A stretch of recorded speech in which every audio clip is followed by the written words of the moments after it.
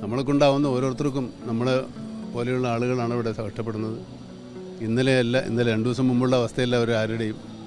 ബന്ധുക്കളെ നഷ്ടപ്പെട്ടു പോയ ആളുകളുടെ മാനസികാവസ്ഥ നമുക്ക് ആലോചിക്കാവുന്നേ ഉള്ളൂ. അവർ ഏതേ തരത്തിലുള്ള എല്ലാം നഷ്ടപ്പെട്ടവരുടെ അവസ്ഥ അവിടെ ചെന്ന് നോക്കിയാലേ, അല്ലെങ്കിൽ നമുക്ക് വന്നാലേ മനസ്സിലാവുള്ളൂ. അപ്പോൾ നമ്മൾ അറിഞ്ഞ് പ്രവർത്തിക്കുക, അവരവരാൾ കഴിയുന്നതൊക്കെ ചെയ്യുക. നമ്മൾ ഇപ്പോൾ ഇതൊരു ചെറിയ ഇൻസ്റ്റാൾമെൻറ്റാണ്. വീണ്ടും നമുക്ക് ആവശ്യം വരുമ്പോഴും അതനുസരിച്ചിട്ട് നമ്മളെ കൊണ്ടാവുന്നത് ഗവൺമെൻറ് സഹായിക്കാം.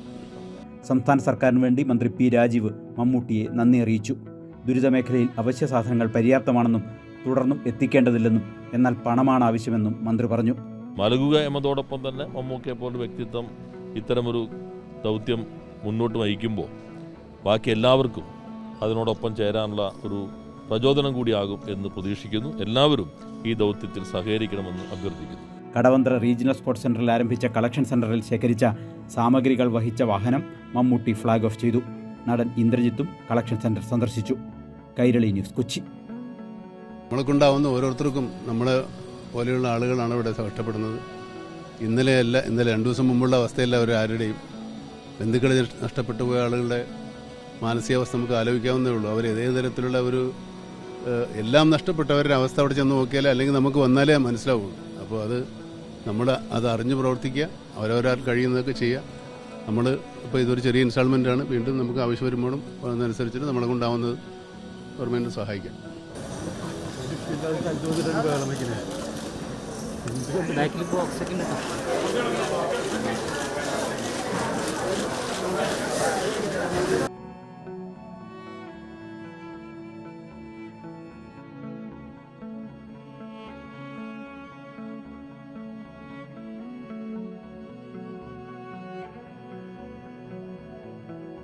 ഓക്കെ, കളക്ടർ കാണാൻ പറ്റുള്ളൂ.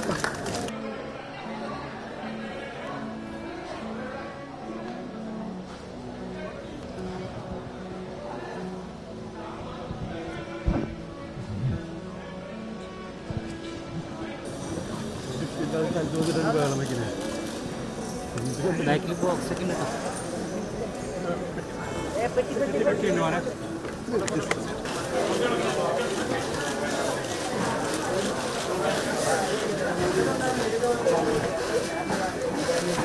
ഓക്കെ, കളക്ടർ കാണാൻ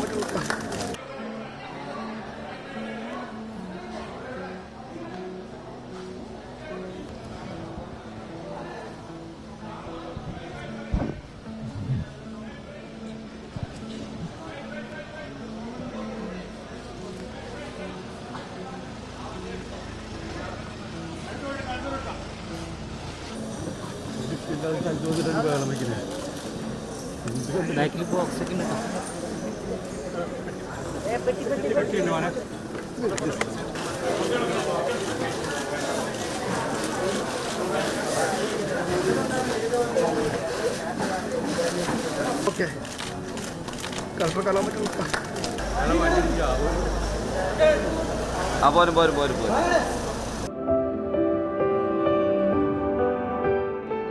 കേരളം ഇന്ന് വരെ നേരിട്ടതിൽ ഏറ്റവും വലിയ ദുരന്തങ്ങളിലൊന്നാണ് വയനാട്ടിൽ സംഭവിച്ചിരിക്കുന്നത്.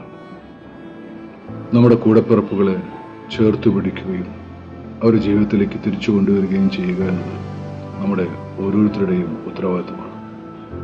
ബഹുമാനപ്പെട്ട മുഖ്യമന്ത്രിയുടെ ദുരിതാശ്വാസ നിധിയിലേക്ക് കഴിയാവുന്ന സംഭാവനകൾ ചെയ്യുക.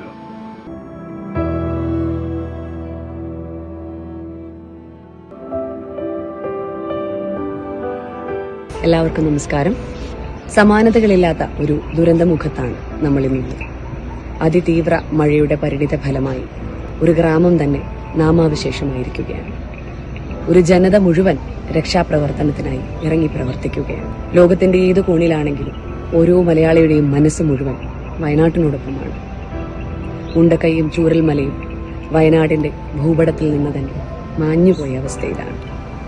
ഈ മാഞ്ഞുപോയ ഉണ്ടക്കയുടെയും ചൂരൽമലയുടെയും പുനർനിർമ്മാണത്തിന് മുഖ്യമന്ത്രിയുടെ ദുരിതാശ്വാസ നിധിയിലേക്ക് ഉദാരമായ സംഭാവന ചെയ്യേണ്ടത് നമ്മുടെ അനിവാര്യതയാണ് എന്ന് മനസ്സിലാക്കി ഓരോ മലയാളികളും ഇതിനായി പ്രവർത്തിക്കും എന്ന് പ്രതീക്ഷിക്കുന്നു.